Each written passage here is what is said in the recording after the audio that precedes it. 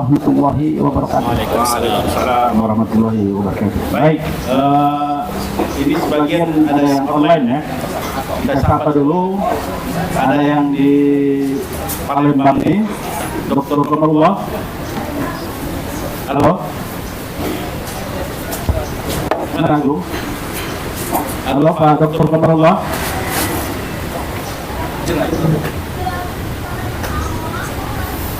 Halo. Izin ya.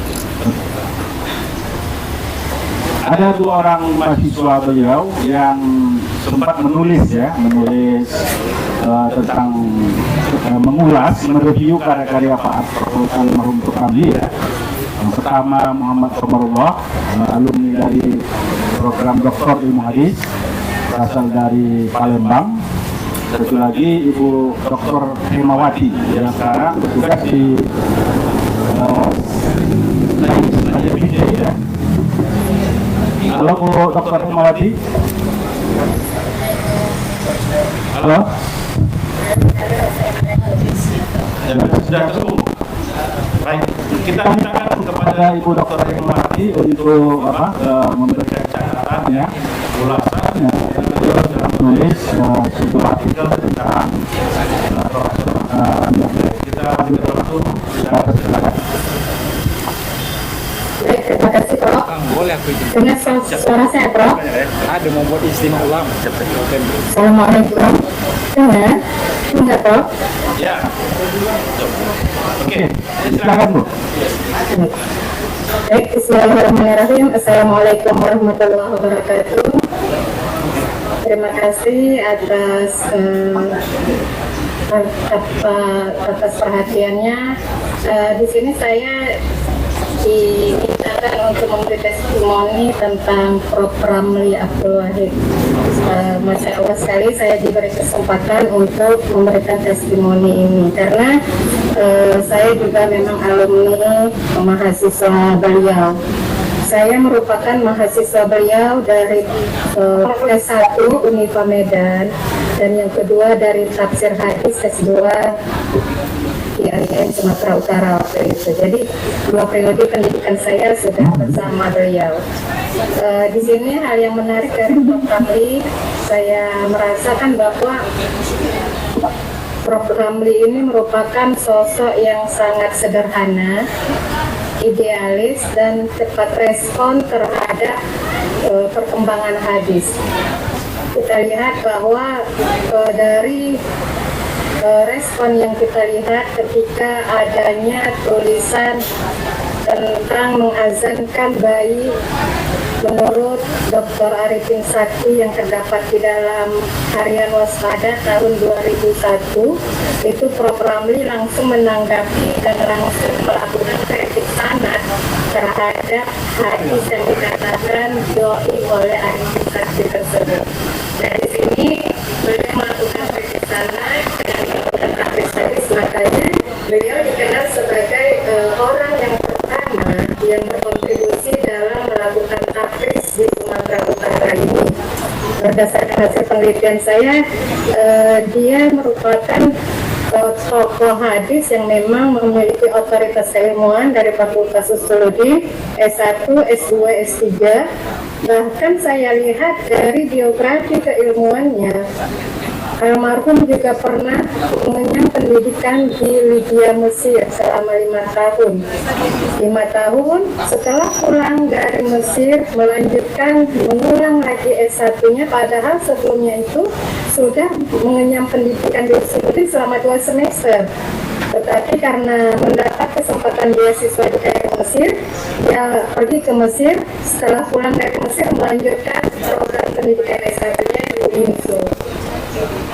Nah, saya lihat bahwa dari sejarah biografi kehidupannya, saya lihat bahwa program ini memang termasuk orang yang keras. Saya melihat beliau orang yang keras. Mungkin dari background keluarganya merupakan dari keluarga Batak yang memiliki karakter keras, saya lihat seperti itu. Dan saya juga melihat karakter keras beliau itu ketika beliau mengajar di dalam kelas.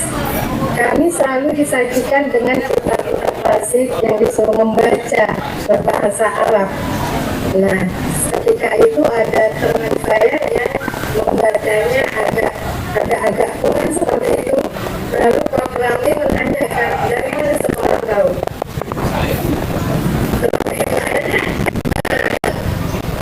Kawan saya juga termasuk merasa malu gitu kan, tapi setelah diberi nasihat, ya dimaafkan saja seperti itu, itulah Prof. Ramli.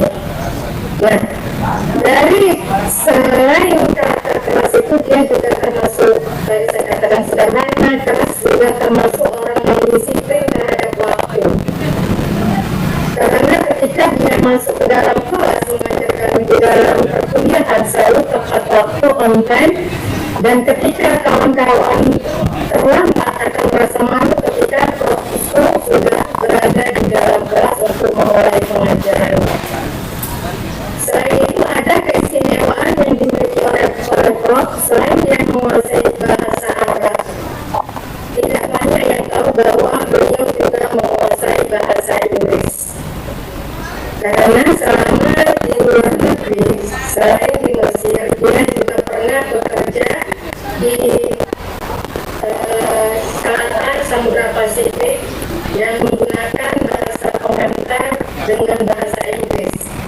Dia selalu mengikuti kursus-kursus bahasa Inggris sehingga mendapatkan sertifikat TEL, pendidikan bahasa Inggris, sehingga kemampuan dalam bahasa Inggrisnya juga tidak diragukan karena telah mendapatkan pengakuan dari tempat kursusnya dari Inggris.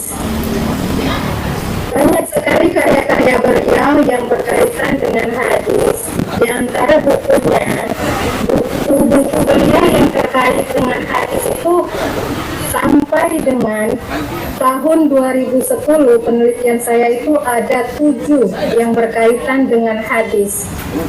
Sementara dari 20 jumlah itu ada terdapat tafsir dan ilmu Al-Quran, fikih dan hukum fikih, lalu ilmu kalam, dan Islam secara umum. Jadi secara umum kitab-kitab program ini ada 20 sampai pada tahun 2010. Penelitian saya melakukan terhadap program ini. Selain itu, beliau juga mengupas banyak artikel yang berkaitan dengan Islam dan hadis itu sebanyak 19 judul. Sampai pada tahun 2010 penelitian saya terhadap beliau. Tadi saya dengar bahwa Dr. Irwan mengatakan bahwa program itu memiliki karakter yang istimewa ketika dimanapun saja selalu memakai kopiah. Itu benar. Itu benar karena ketika dia selalu masuk dan bertemu saya di jalan itu selalu menggunakan kopiahnya. Dan saya menilai bahwa Dr. Irwan itu merupakan murid kesayangan dari Prof. Ramli Abdul Wahid. Karena ketika kemana-mana dan ketika dia tidak memiliki waktu untuk mengisi ceramah, pasti diwakilkan oleh Dr. Irwan. Maka Dr. Irwan itu kami nilai sebagai murid kesayangan dari Prof. Ramli Abdul Wahid.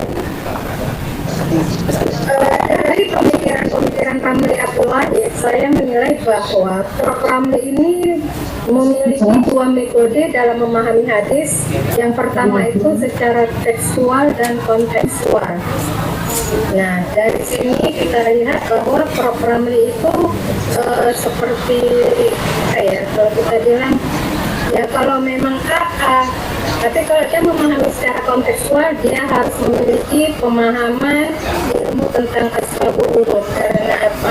Karena asbabul wurud merupakan metode untuk memahami bagaimana hadis itu dikeluarkan pada masa waktu hadis itu muncul, sehingga perlu dipelajari tentang asbabul wurud sehingga pemahaman hadis itu bisa disesuaikan dengan kondisi keadaan sosial masyarakat. Nah, dari sejarah pengkajian hadis di Sumatera Utara, menurut Prof. Ramli itu sejarah munculnya itu sekitar pada abad 19 sebelum tahun 2000-an. Itu ketika mulai berdirinya program studi ilmu hadis, tafsir hadis di UNSU pada waktu itu, dan mulai melihatnya dampak eksisnya ketika munculnya tanggapan-tanggapan pemerhati hadis, sehingga muncullah geliat-geliat para masyarakat termasuk beliau untuk melakukan kritik-kritik ilmu hadis, terutama ketika melakukan kritik sanad seperti yang saya katakan tadi, untuk menanggapi, merespon tentang tanggapan Sakti tentang hadis Nabi Muhammad. Nah, inilah beberapa testimoni yang saya ingat dari program beliau. Nah, saya ingat juga ketika beliau tamat SD itu sudah umur 15 tahun. Ketika itu beliau cerita dalam kelas bahwa kenapa dia termasuk orang yang lama SD. Karena dulu ketika masuk SD menurut beliau itu tangan harus sampai menyentuh telinga. Sehingga ketika dia mendaftar sekolah, tangan belum nyampe telinga, disuruh pulang. Jadi suruh mengulang sampai berulang-ulang, baru dia bisa masuk SD. Makanya usia dia sampai 15 tahun baru tamat sekolah dasar. Itu pun tidak ya al-wasliyah tadi. Mungkin ini aja beberapa testimoni yang saya ingat dari Prof. Abdul Wahid semasa beliau menjadi guru dosen saya di Medan dan di UNSU Sumatera Utara. Terima kasih Pak, terima kasih Bapak Ibu atas perhatiannya. Assalamualaikum warahmatullahi wabarakatuh. Waalaikumsalam warahmatullahi wabarakatuh. Baik, terima kasih Bu. Selanjutnya kita minta kepada Bapak Dr. Muhammad Komarullah, apakah sudah bergabung?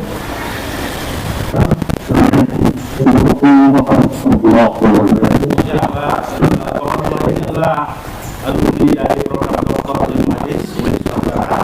Beliau juga memiliki ilmu tentang Profesor Abdul Wahid. Kita berikan waktu kepada Bapak Dr. Komarullah.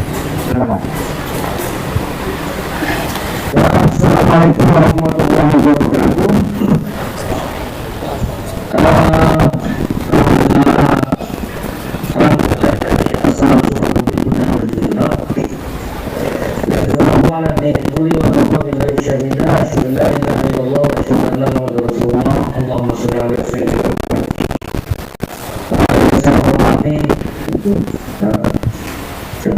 Fakultas Sosiologi Bapak Leman, kemudian ada Profesor Sari, terus ini kelompok digital Bapak Profesor Dr. Wahab, dan ada Direktur yang baik. Saya berikan kesempatan untuk memberikan sekedar penyampaian salah satu tulisan yang pernah saya buat tentang Profesor Abdul Wahid. Di sini dibuat di Jurnal Demokrasi Nasional Sintampat, yang saya membahas tentang fikih sunnah dalam sholat. Sebelum saya membahas tentang tulisan itu, saya menceritakan dulu Profesor Ramli mulai dari kecil sampai selama dalam perkuliahannya. Ada yang menarik sebenarnya yang mungkin sempat beliau mengatakan bahwa pemahaman bahasa Arab itu yang beliau dapatkan itu bukan dari pesantren. Beliau belajar dengan salah seorang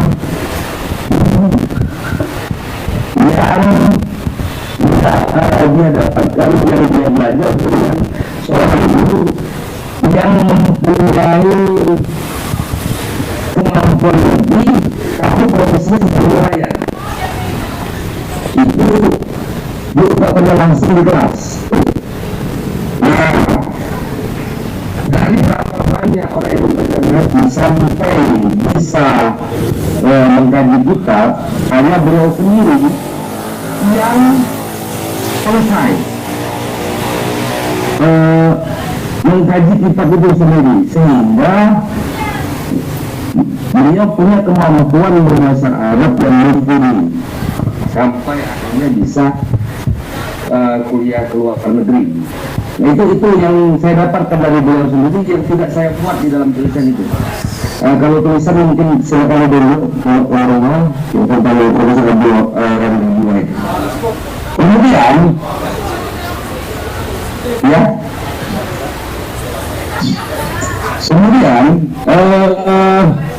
dari dua data singkat beliau lagi yang saya dapatkan,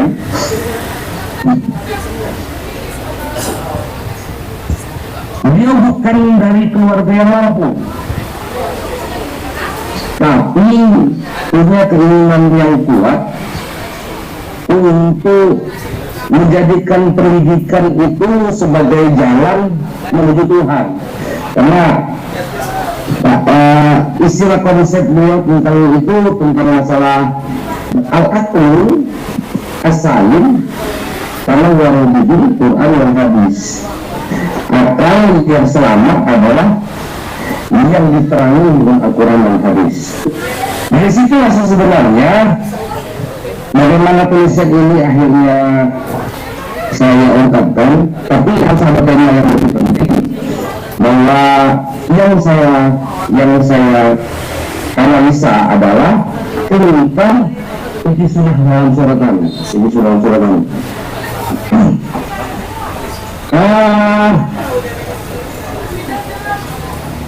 tentang manhaj fikih sunnah ini sebenarnya berasal dari disertasi beliau di IAIN Syarif Hidayatullah, pengarang menjadi ini Syarif Hidayatullah. Beliau menganalisa lebih dalam tentang pertama sekali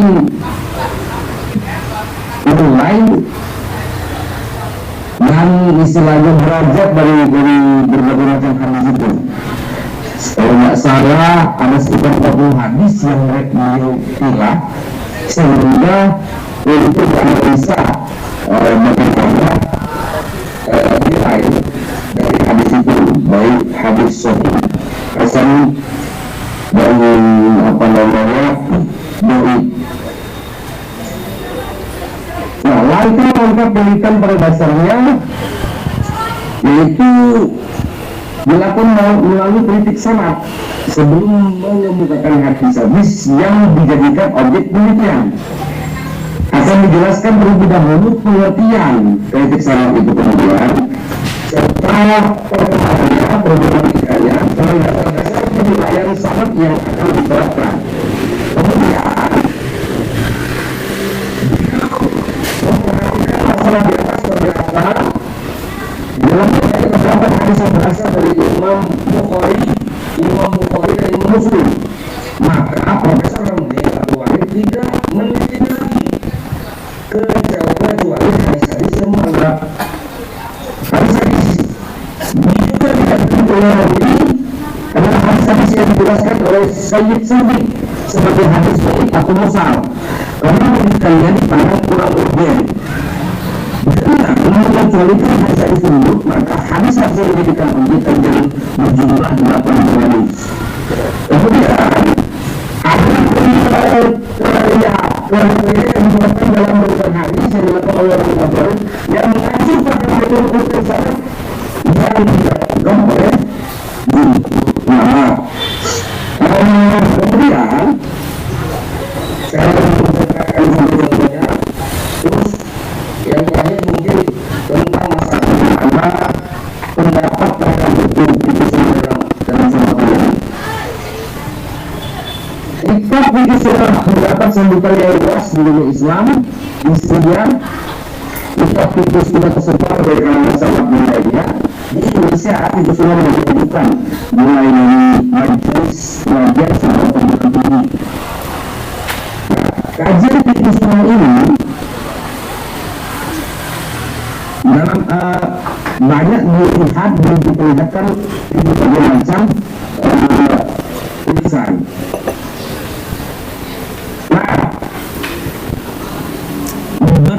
dengan bagaimana pendidikan ini,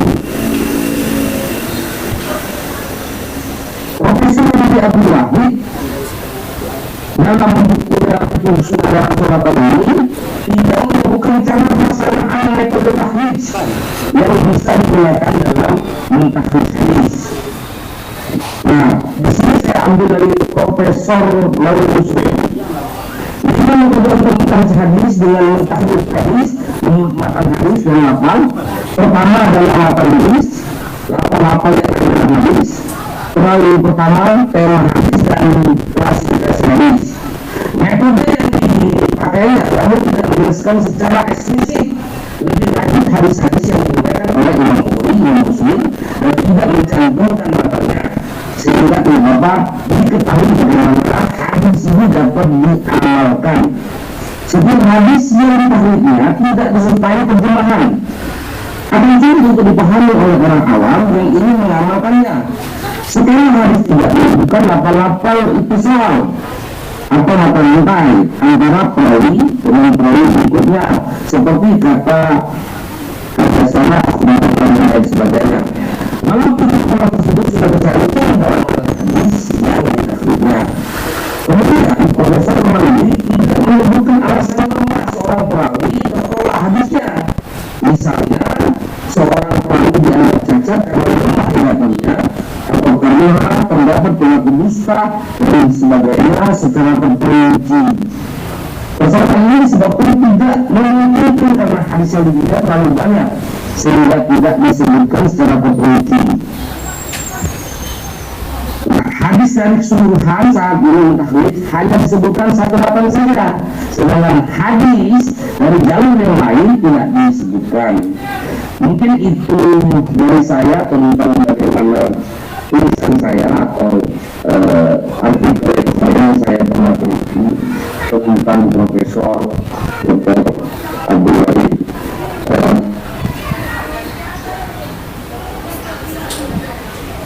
Assalamualaikum warahmatullahi wabarakatuh. Waalaikumsalam warahmatullahi wabarakatuh.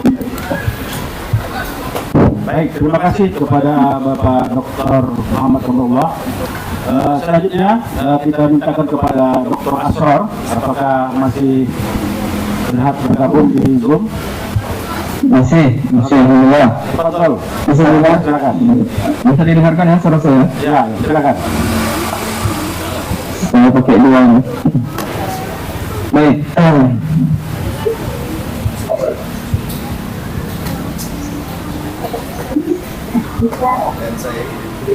Bismillahirrahmanirrahim. Assalamualaikum warahmatullahi wabarakatuh. Alhamdulillahi rabbil alamin. Allahumma salli ala sayyidina Muhammadin wa ala ali sayyidina Muhammad. Rabbi shrah li sadri wa yassir li amri wahlul 'uqdatam min lisani yafqahu qawli. Allahumma 'allimna ma yanfa'una wanfa'na bima 'allamtana warzuqna 'ilma warzuqna sabra. Terima kasih kepada Ketua Prodi Ilmu Hadis UIN Sumatera Utara, Profesor Dr. Izza Muhammad, di Pengkaderan MUI Sumatera.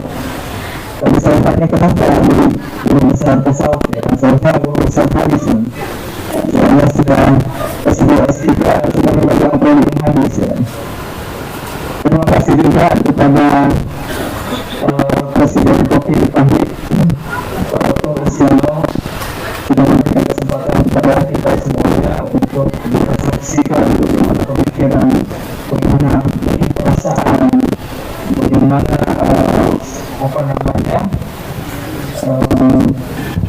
karya tulis yang sudah disusun oleh Allah Ta'ala Profesor Dr. Abdul Wahid selanjutnya saya selesai berusaha. Saya tidak tahu siapa yang hadir secara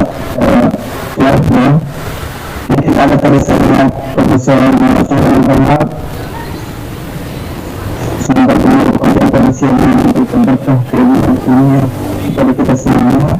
Lewat kehadiran para guru besar ini memberikan semacam tahlil, bukan hanya tahlil hukum, seharusnya tahlil fikir kepada kita yang ada kepada generasi muda yang ada di berbagai lembaga pendidikan tinggi pada saat ini. Saya juga akan melihat di sini ada menurut saya sudah doktor ya, Ustaz Ujurullah. Terima kasih sudah hadir sampai saat ini ya, dokter. Oke.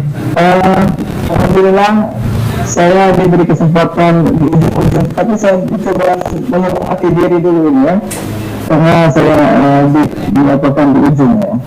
Tapi walaupun begitu kita tetap harus mengapresiasi apa yang disampaikan oleh para narasumber terkait dengan bagaimana interaksi muamalah mereka dengan Profesor Dr. Ramli Abdul Wahid atau Al-Ustaz Ramli. Paling tidak saya menganggap beliau sebagai muhaddithan wa muwarrikhan wa mutakaliman. Jadi beliau seorang ahli hadis, pakar hadis. Menurut saya juga pakar sejarah. Tapi saya akan tunjukkan beberapa karya tulis beliau terkait dengan sejarah. Bahkan saya dengar beliau sedang memperjuangkan pada saat hidup Syekh Ismail Abdul Wahab itu sebagai sebagai pahlawan nasional ya, yang membela kemerdekaan, memperjuangkan kemerdekaan Republik Indonesia di Tanjung Balai. Saya tidak tahu awalnya kenapa saya yang diikutsertakan di dalam pertemuan kita kali ini ya.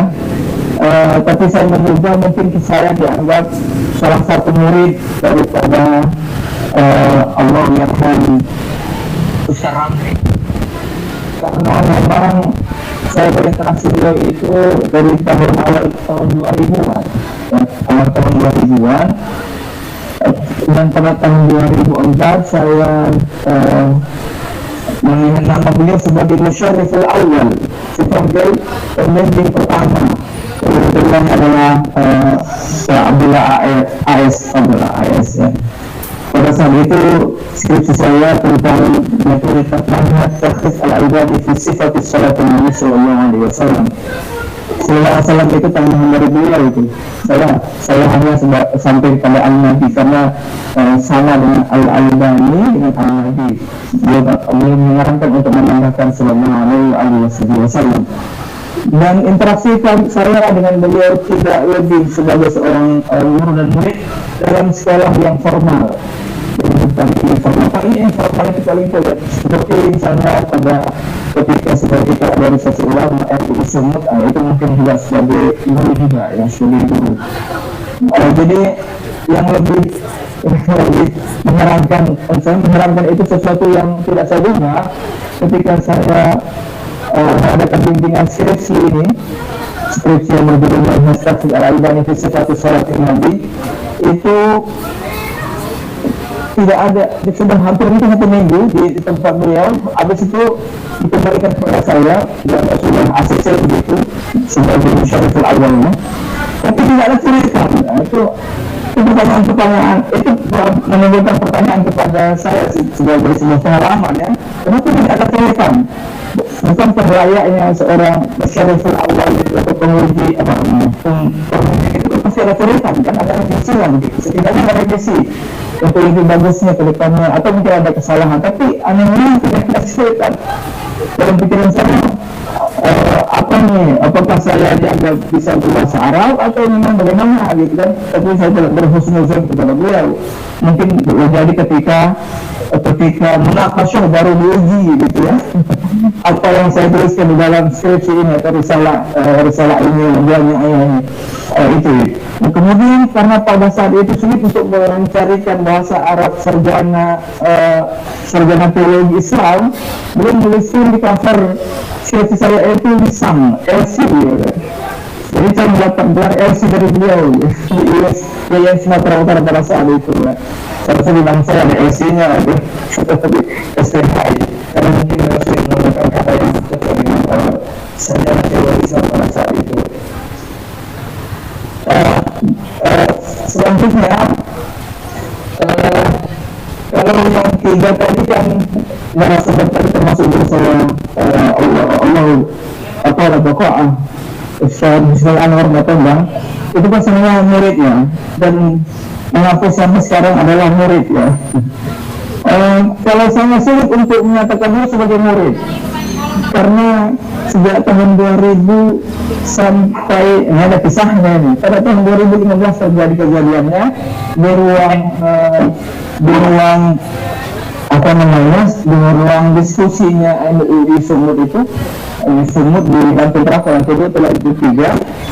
Pada saat itu saya sedang sebagai narasumber menggantikan Profesor Nabi Islam, semacam diskusi begitu ya, diskusi MUI mungkin kalau tidak salah itu. Saya menyajikan fitur dengan judul tentang apa namanya, pemahaman hadis Ahmadiyah di Sumatera, di Medan. Setelah saya paparkan begitu, ada kemudian tiba-tiba di tengah diskusi beliau masuk ke ruangan, tapi ini suara saya bisa didengarkan? Bisa ya? Bisa. Jadi ketika saya telah jawab nih, dipersilahkan. Situ ada murid beliau juga, Pak Dr. Adriansyah. Dipersilahkan kepada audien untuk bertanya begitu, sesi tanya jawab itu. Tapi yang bertanya itu adalah yang ikut serta di dalam tanya jawab itu adalah Pak Profesor Ustaz Ramli gitu. Jadi beliau sebagai audiens pada masa itu. Tapi yang beliau sampaikan bukan pertanyaan terkait dengan apa yang saya sampaikan, apa yang disampaikan oleh Pak Dr. Ramliansyah pada saat itu. Ada 1 orang lagi kalau tidak salah, itu bertiga ya. Tetapi beliau membawa buku saya yang ini, Muslim Pluralis Menikmati Keragaman, yang saya tulis sudah lama sekali ketika masih magister gitu.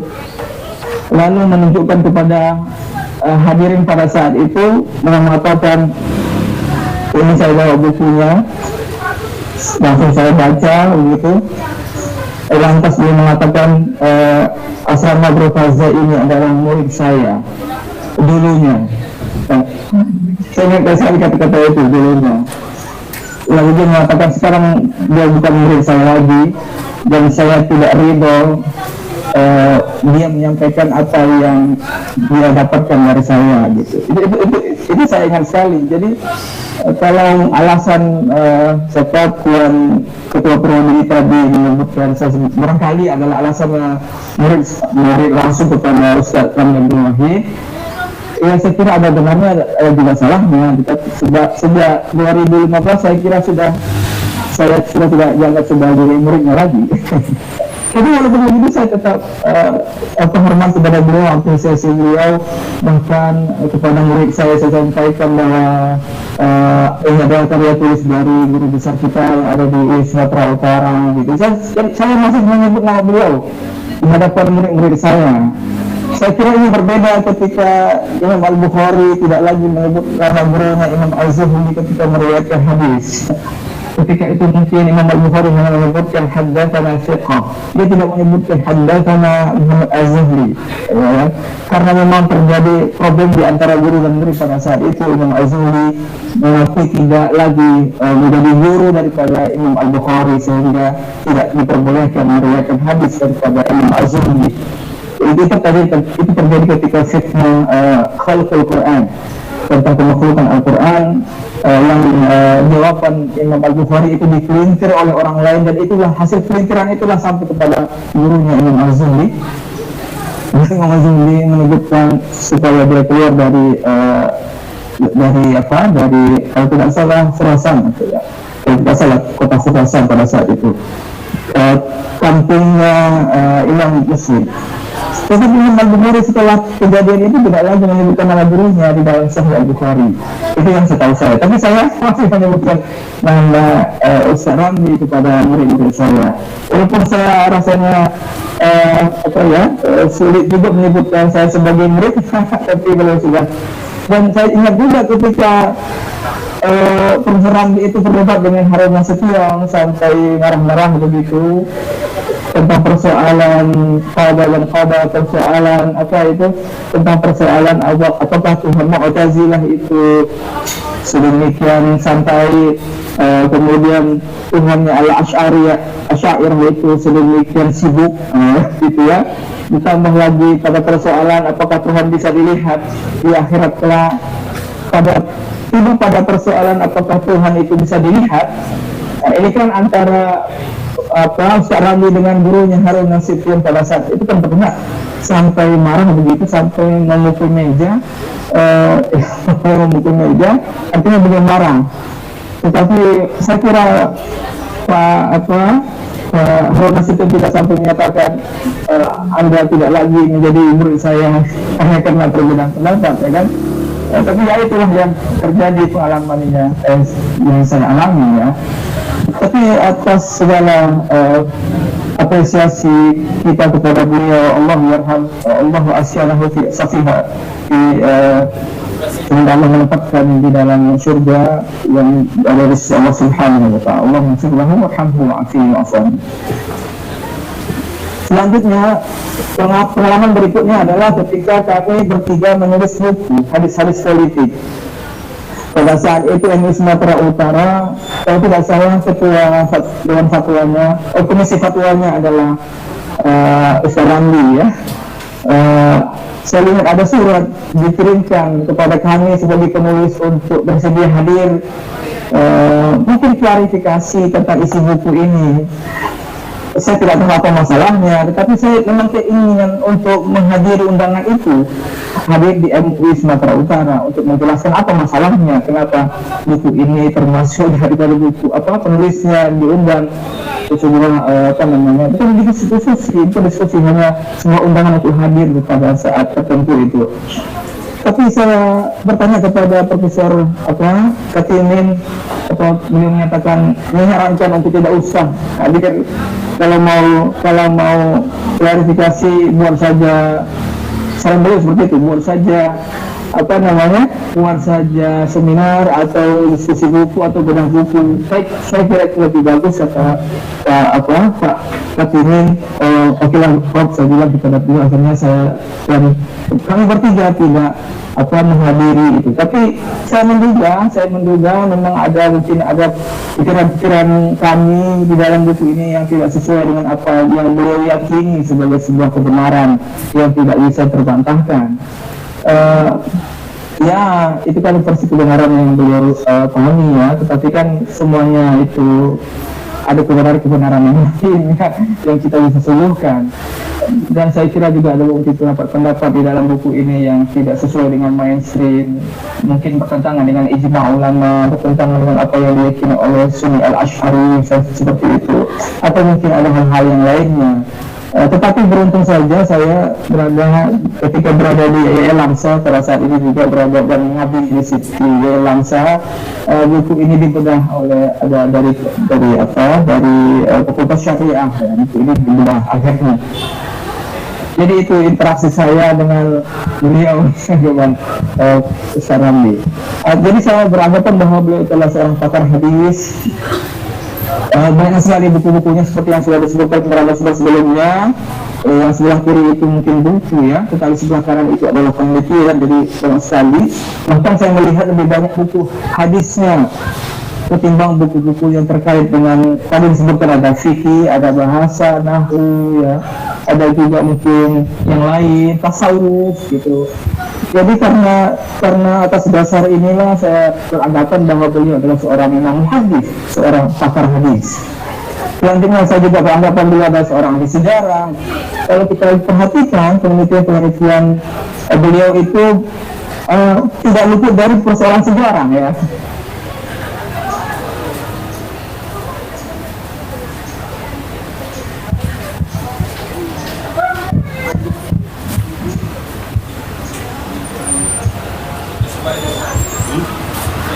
Recording stopped.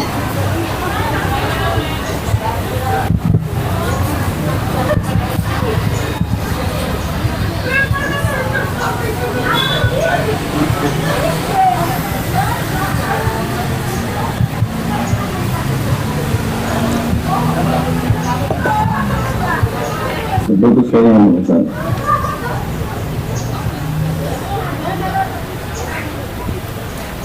Betul, ya, memang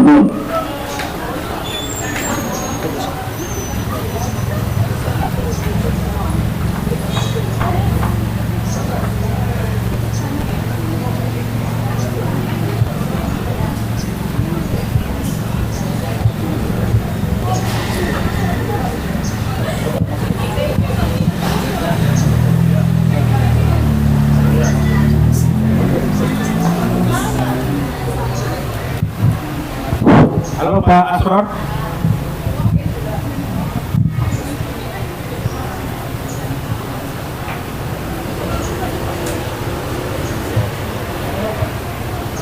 Ya, kelihatannya Putus ya. Halo?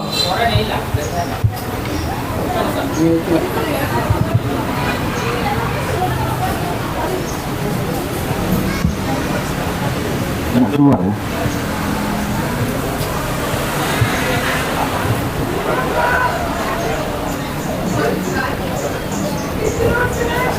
Baik, saya kira karena Pak Asror terputus ya, kita lanjutkan aja. Ya, kita akan beri kesempatan kepada audiens ya untuk memberikan pandangan. Di sini ya, super masuk. Para peserta ya, yang pertama kita mintakan secara offline dulu di sini ya.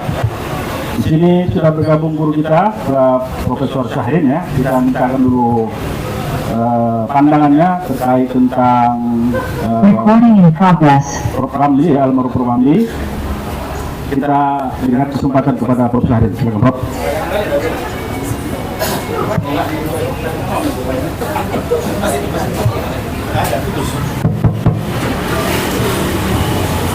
Bismillahirrahmanirrahim. Assalamualaikum warahmatullahi wabarakatuh.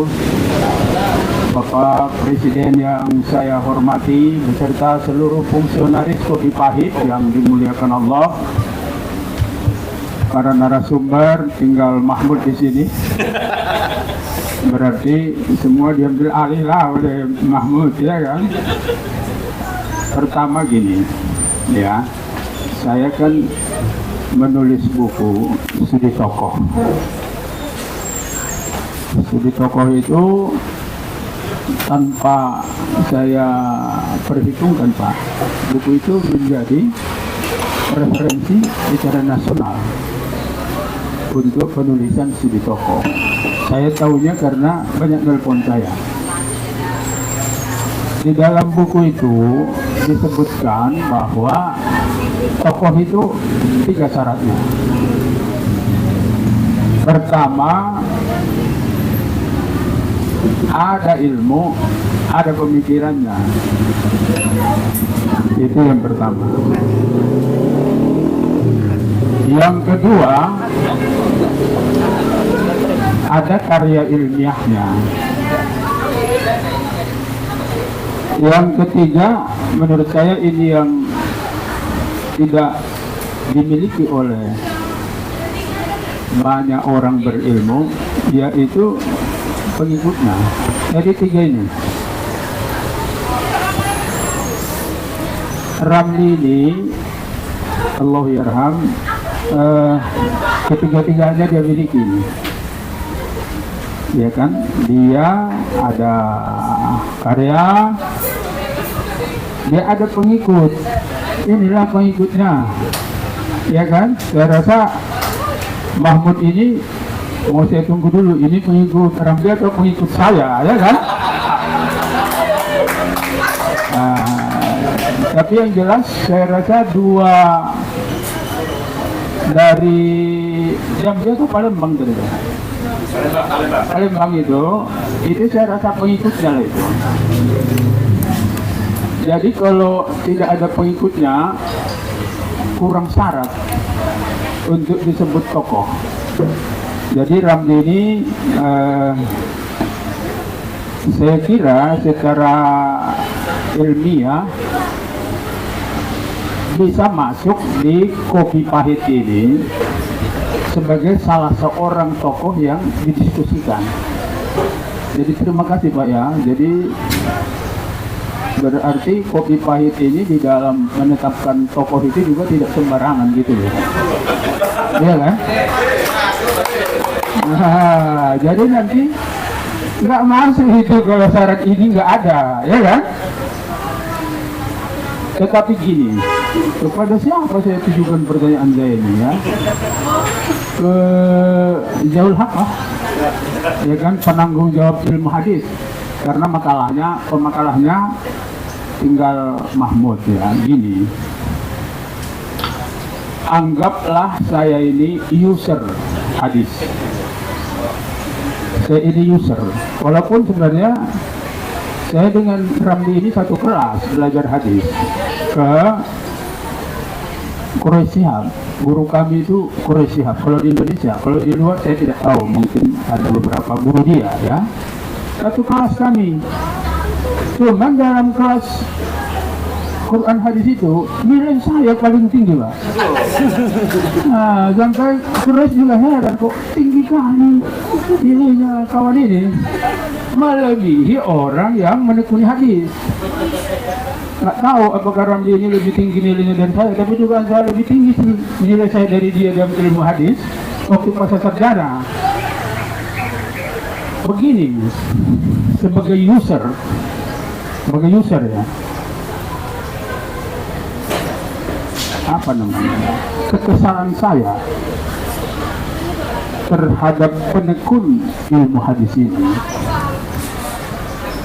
mereka hanya ingin diketahui hadis itu sahih, hasan, dhaif atau maudhu. Jadi apa namanya ya, orientasinya itu gitu, ya kan?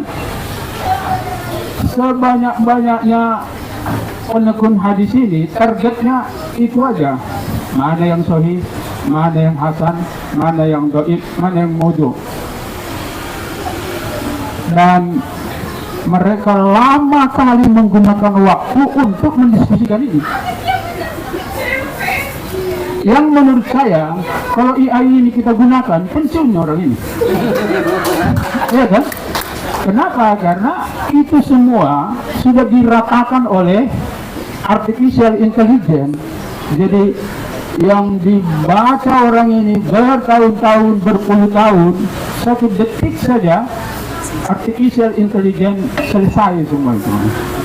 Jadi kalau nanti memasyarakat AI ini, yang pertama pensiun itu kan dokter, yang kedua dosen, dan dosen itu dosen hadis. Ya, kayaknya begitu kan, karena itu sudah diratakan oleh IT ya. Untuk itu gini Pak ya, sebagai pengikut, tapi kalau Zaul Hakan masih agak, pertanyaan saya, ini pengikut Ramli atau gimana nih kalau Zaul Haq, ya kan? Karena dia tasawuf. Nah, jadi gini, bisa nggak ya dikembangkan koridor ini, kajian hadis ini, bukan soal yang angkat itu aja, bukan itu aja urusannya. Karena pertanyaan saya, kalau sahih kenapa banyak? Ya kan? Kalau hasan kenapa banyak? Kalau dhaif kenapa banyak? Kalau maudhu kenapa banyak? Itu kan pertanyaannya. Clifford Geertz, antropolog Amerika, banyak kali kita kutip, ya kan? Dan kita anggap kalau sudah Clifford Geertz tentang The Religion of Java, itu melebihi hadis sahih gitu tentang Jawa, gitu kan? Nah, jadi ini sekarang bagaimana kalau user ini, saya nggak peduli kategori kalian yang empat itu bukan urusan saya, urusan kalian aja itu. Urusan saya adalah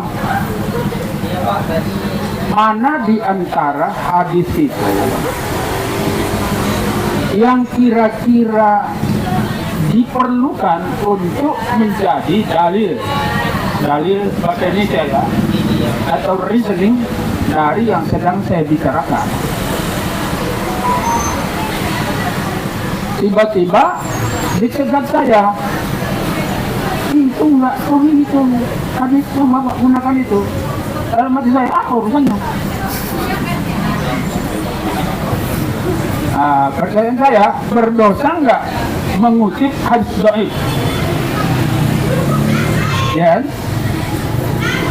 kalau berdosa berarti mengutip semua pendapat-pendapat ulama ini ahli ini berdosa juga.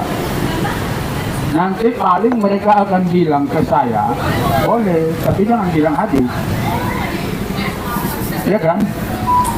Ambil hadis dhaif, tapi jangan bilang hadis.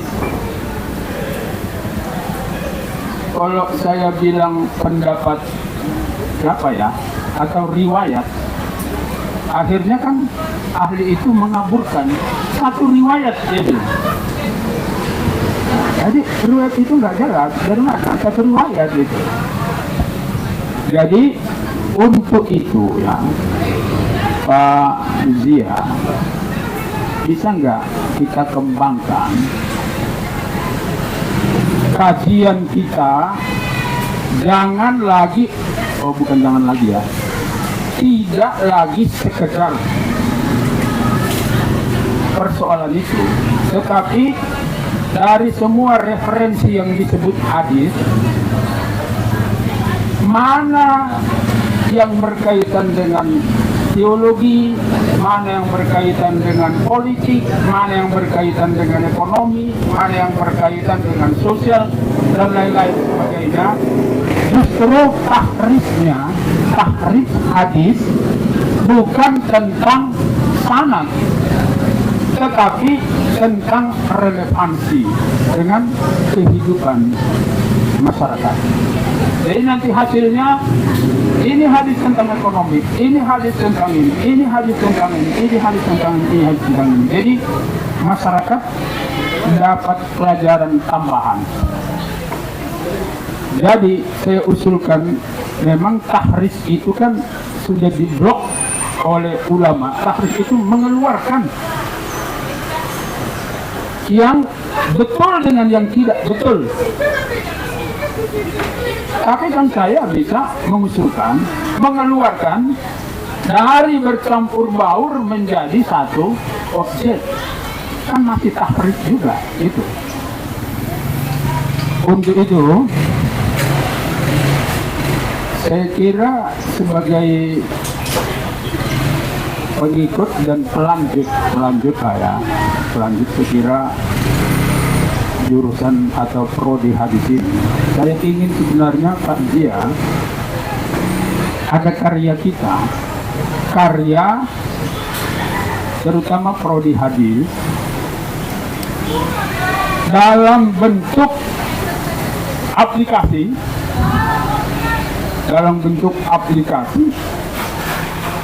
hadis, aplikasi hadis tentang pangan gitu. Kan presiden kita mau memperjuangkan kemandirian pangan. Jadi tandanya di sini ada orang besar mengenai hadis, murid-muridnya atau pelanjutnya sedang menyiapkan aplikasi hadis tentang pangan. Dan menurut saya itu harus berkompetisi dengan UIN manapun di Indonesia ini, bahkan termasuk di UAY dan lain-lain sebagainya. Jadi Pak, saya usulkan buat proyek, kalau bisa namanya proyek Ramli Wahid, ya kan? Proyek Ramli Wahid, penyusunan aplikasi hadis pangan. Kurang uang minum yang rapat-rapat, minta tolong ke kopi. Ya kan? Apa pula artinya kopi, ya kan? Kopi pahit itu kan bukan nerima aja, memberi juga, oke, nggak apa-apa. Itu satu Pak ya. Satu itu harapan saya. Yang kedua, tadi ada yang menyebut Profesor Ramli Abdul Wahid. Ada yang menyebut apa tadi? Buya Ramli Abdul Wahid, Ustaz Ramli Abdul Wahid. Sebetulnya Ramli Abdul Wahid ini mau kita panggil apa ini? Ya kan? Bahasa apa kita gunakan untuk memanggilnya supaya brandnya Ramli itu ada. sekaligus secara tersirat sebenarnya awak minta brand juga. Kalian panggil awak ini apa ya kan? Iya nanti juga. Apa berarti? Jadi gini ya, di Tanjung Balai itu sering digunakan mu'alim. Dan mu'alim itu sebenarnya international name sebenarnya itu kan. Jadi oleh karenanya putuskan dulu Ramli ini mau kita sebut mu'alim, mau kita sebut tuan guru, mau kita sebut buya, mau kita sebut murabi, ya kan? Saya rasa nanti presiden resmi kan ini panggilan ini di ujung dari diskusi ini, ya kan? Panggilan kita terhadap Allah Yarham Ramli Abdul Wahid adalah mu'alim. Ramli Abdul Wahid, nggak usah abah, kalau abah kan lagi ceritanya ya. Nah, itu yang kedua ya. Yang ketiga, tadi siapa yang menyebutnya? Ada makalah jurnal tentang Ramli, jurnal berreputasi berapa nih? Sinta 4 ya. Ini Marembang udah pergi, sebenarnya kita udah Marembang supaya sampaikan usul saya ini. Gini loh, gini. Kita ini terjebak dalam situasi yang menurut saya kita harus keluar, yaitu penyelesaian studi anak-anak melalui jurnal berreputasi. Dan jurnal berreputasi itu uang, nggak bisa nggak uang. Seorang mahasiswa menulis artikel untuk dimuat di jurnal, tapi dalam otaknya harus disiapkan uang 1.700.000 baru bisa Sinta 4, ya kan? Dan seterusnya sampai ke Q1 30 juta, 40 juta, 50 juta. Kita sedang mengajari anak-anak ini bahwa transfer ilmu ini mainan ini, tapi keputusannya adalah di uang itu.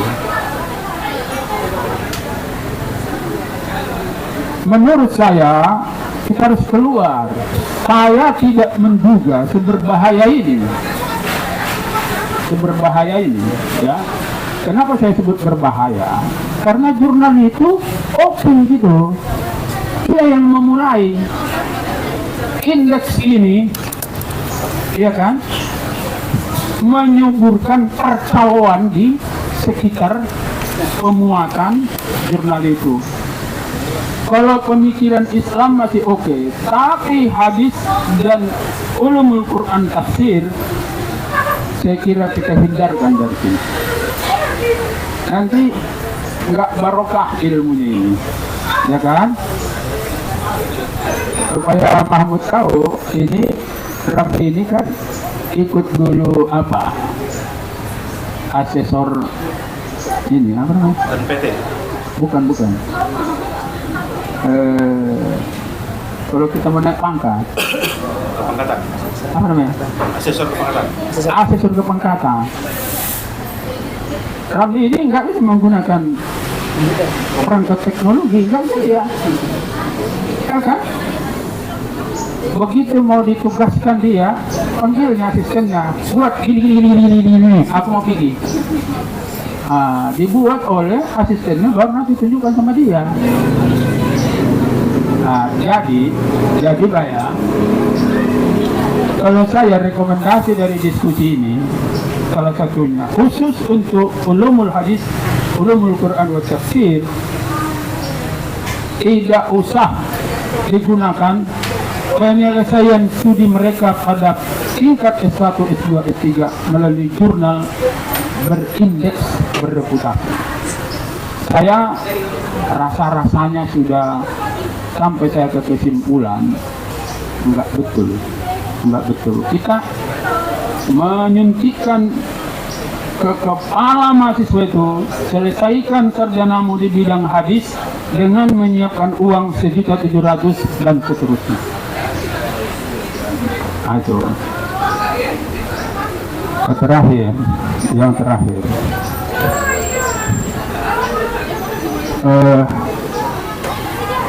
Nawir saya dengar menggalakkan karena ada di MPQ penghafalan hadis. Di dalam konsep Wahdatul Ulum yang kita terapkan, sebenarnya semester 1 dan 2 semua mahasiswa UIN itu harus hafal matan arba'in. Ya kan? Jadi saya rasa Pak Zia harus ada rekomendasi eksklusif dari jurusan hadis agar di semester 1, semester 2 mahasiswa UIN itu harus hafal matan arba'in. Minimal matan arba'in. Saya yakin kalau tak hafal matan arba'in, sarjana agama dia enggak cocok.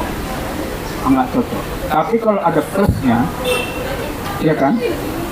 Itu saya kira ya alhamdulillah. Tapi minimal matan arba'in harus dihafal oleh mahasiswa UIN jurusan apapun dia. Ya kan? Di semester 1 dan semester 2, dan nanti dia dievaluasi waktu ujian komprehensif. Saya kira itu Pak, supaya diskusi kita ini berangkat ke arah yang lebih aplikatif. Ke International Islamic of Europe di Rotterdam, ya kan? Mereka bilang ini kerumitan ilmu tradisional Islam ini kami anggap sudah cukup, katanya. Cukup. Sudah ditahrij mahasiswa Azhar, mahasiswa Ummul Qura, tiba-tiba mahasiswa sini suruh tahrij lagi. Awak pun tahrij oleh Quraisy itu menyuruh saya mentahrij hadis al-farqul ladzi bainana wa bainahum as-shalah. Itulah ujian saya, ya kan? Sehingga International Islamic University of Europe itu mereka mengembangkan namanya Dirosah Tatbikiyah. Dirosah Tatbikiyah itu maksudnya kalau yang rumit-rumit ini, penghulangan ini udah cukup lah sementara. Tetapi kami katanya, bagaimana supaya ilmu ini bisa diterapkan di Eropa, maka visi kami adalah Dirosah Tatbikiyah. Kira-kira itu dari saya, terima kasih. Mohon maaf kalau ada yang nggak pada tempatnya, tapi sebenarnya cerita-cerita dari Mahmud ini menarik ya. Ya kan, sampai kepada belokan kanan kiri diceritakan sama kita, ya kan. Jadi saya ada pengalaman dengan Profesor Harun. Profesor Harun itu dia kalau ada supirnya dia mengendalikan Pak. Dia bilang rem, ya kan, kencangkan sedikit, belok kanan, jangan buru-buru. Jadi dalam perjalanan mobilnya itu, supirnya itu mendengarkan aba-aba dari dia, ya kan? Awak nggak pala seperti itu, dan Ramli saya kira tak pala sampai seperti itu, ya kan? Tapi itu semua rupanya mengantarkan Harun Nasution sampai 82 saya kira ya, 82 tahun masih cerdas dia. Dan kita pun guru besar kita ini, aku tengok masih cerdas, ya. Haidar saya ajak bicara masih oke, ya kan. Kemudian Yasir masih oke, Hatta masih oke. Jadi mudah-mudahan seperti itu. Awak berdoa, ya kan, sampai waktunya. Jangan pula harus dipandu pula awak, ya kan. Tapi itu semua kan adalah nasib ya, jalan hidup. Dan Sekali lagi saya ucapkan terima kasih Pak kepada kopi ini. Mungkin sekarang di UIN ini diskusi paling bergengsi adalah kopi pahit. Saya gunakan bergengsi karena mungkin di sana ada lebih hebat lagi ya kan. Jadi diteruskanlah ini ya kan. Kalau tadi ada usul harus ada honor, kalian pikirkanlah itu ya kan. Tapi ya siapa tadi yang mengusulkan itu? Iwan ya. Jadi ya terima kasih Pak Zia. Saya kira salah satu dari diskusi kopi ini sebaiknya memang ada TL, betul-betul tindak lanjut ya. Satu pun jadilah dari diskusi ini tindak lanjutnya ini, ya kan? Terima kasih. Assalamualaikum warahmatullahi wabarakatuh. Ya, terima kasih kepada Prof. Syahrin ya. Saya kira banyak sekali catatan ya beliau ya untuk lama imlek ke depan ya. Kira jam berapa dari sabar? Semakin seru nampak ini dan serta online masih menyala ya. Baik, tapi saya karena terbatas waktu ya, kita mungkin padakan sampai di sini. Tapi sebelum itu ada tadi beberapa pertanyaan dari Prof. Syahrin saya kira ya, karena narasumbernya udah meninggalkan arena pertarungan ya. Jelaskan ke saya tadi, pertama terkait tentang orientasi studi hadis di Sumatera Utara ya. Perlu saya sampaikan karena kebetulan dua periode ini dikasih amanah sebagai Prodi ya. Masuk akar itu sebagai Prodi Magister Ilmu Hadis ya. Sekarang ke Prodi program Doktor Ilmu Hadis ya. Dalam konteks studi hadis, perkembangan hadis di UIN Sumatera Utara saya kira ya, terutama mengaca ke Prodi Hadis S3 ya, itu sudah lagi bicara dalam konteks sahih atau dhaif atau persoalan sanad atau persoalan status lagi gitu ya, tapi sudah mengarah kepada aspek integrasi keilmuan ya. Saya kira juga sama dengan berrelevan dengan gagasan Prof. Syahrin tentang hadis sebelumnya. Di Prodi Hadis kita sudah melakukan integrasi keilmuan. Misalnya dalam beberapa riset di tingkat disertasi ya, itu sudah mengarah misalnya beberapa riset itu studi hadis kaitannya dengan medis gitu ya, kemudian secara khusus misalnya terkait fiqh nabawi ya. Dalam konteks itu tidak lagi pada level hadis-hadis yang kita bicarakan, tapi sudah pada level praktek gitu ya. Orang mahasiswa kita juga praktisi dari praktek fiqh nabawi atau prophetic medicine ya. Ini menjelaskan bahwa studi hadis saya kira cukup berkembang dalam artian tidak lagi hanya persoalan sanad dan matan saja, tetapi itu tetap menjadi fokus ya, tapi sudah melakukan ekspansi yang saya kira sudah cukup menggembirakan ya. Untuk beberapa mata kuliah juga kita ada berkolaborasi dengan dokter. Untuk misalnya di Prodi S3 juga mengadopsi ada mata kuliah hadis dan sains gitu ya. Kita melihat itu bahkan pada akhir kemarin itu dianggap sebuah distingsi dari Prodi, walaupun tentu akan banyak sekali PR yang harus kita siapkan ya. Oke, sekiranya terkait tentang arah studi hadis di Sumatera Utara saya kira cukup berkembang ya. Kemudian tadi Prof. Syahrin tanyakan masalah gelar ya. Kalau yang kalau ditanya beliau, dijawab itu wah amli gitu ya. Itu saya kira persoalan wilayah istihadiyah tadi itu ya, tidak perlu diformalkan ya. Terkait jurnal, saya kira ini ya termasuk serius ya dalam artian kalau saya membaca ini persoalannya terkait jurnal ini persoalan literasi publikasi saja persoalannya ya. Saya melihat di tingkat level kita sebagai dosen saja masih orientasinya itu publikasi kaitan dengan V atau ACAP ya, artikel charge ya, publishing. Padahal sebenarnya jurnal-jurnal itu rata-rata itu gratis. Persoalannya ada yang mau fast track, potong kopas, ada yang ingin mengikuti SOP gitu. Nah, tapi rata-rata memang kita tak sabar dengan proses, itu persoalannya. Nah, jadi karena tidak sabar dengan proses, ya muncullah tadi ada fee atau APC ya, APC pembiayaan ya. Nah, tapi memang persoalannya di tingkat kita di UIN sendiri ataupun di kampus lain, bicara publikasi jurnal, bicara artikel itu masih orientasinya persoalan biaya publikasi ya. Jadi persoalan apa? Persoalan mindset saya kira ya. Kalau SOP yang umum itu ya, terutama misalnya kalau kita merujuk kepada pengalaman berapa tahun kita, baik di tingkat internasional sendiri itu banyak yang gratisan ya. Tapi pentingnya jurnal ini pertama dibanding misalnya skripsi itu lebih terukur ya, terukur. Kalau skripsi kan lebih banyak disimpan di museum pribadi di lemari. Nah, sedangkan kalau artikel dia akan publish dan dibaca orang sedunia. Nah, situ ada semacam komitmen untuk mempertanggungjawabkan publikasi ya. Oke, terkait tentang ya hafalan hadis, saya kira di Usuluddin Prof ya sudah ada kewajiban itu terutama di prodi ilmu hadis.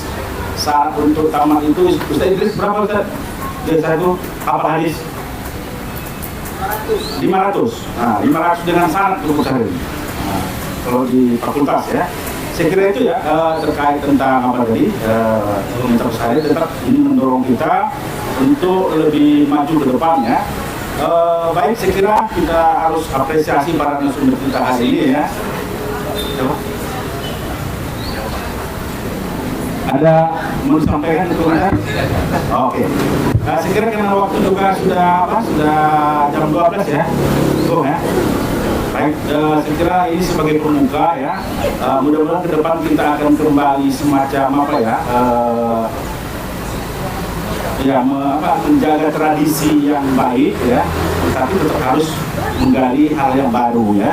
Kita akan coba menghidupkan kembali warisan-warisan para tokoh dosen-dosen kita, profesor-profesor kita ya di UIN Sumatera Utara ya, dan tetap tidak kehilangan aspek kebaruan gitu ya. Kita mulai dari diskusi Prof.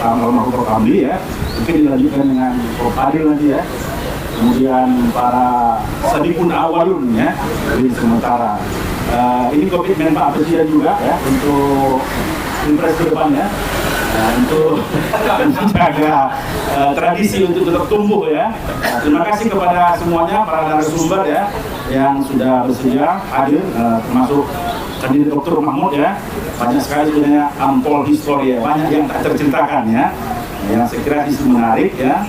Dan sumber baik online maupun offline ya. Tadi Pak Asror mohon maaf tadi karena terputus tadi suaranya yang agak berjeda lama, akhirnya kita potong ya. Terima kasih semuanya kepada Pak Presiden, terima kasih atas komitmen yang luar biasa. Assalamualaikum warahmatullahi wabarakatuh.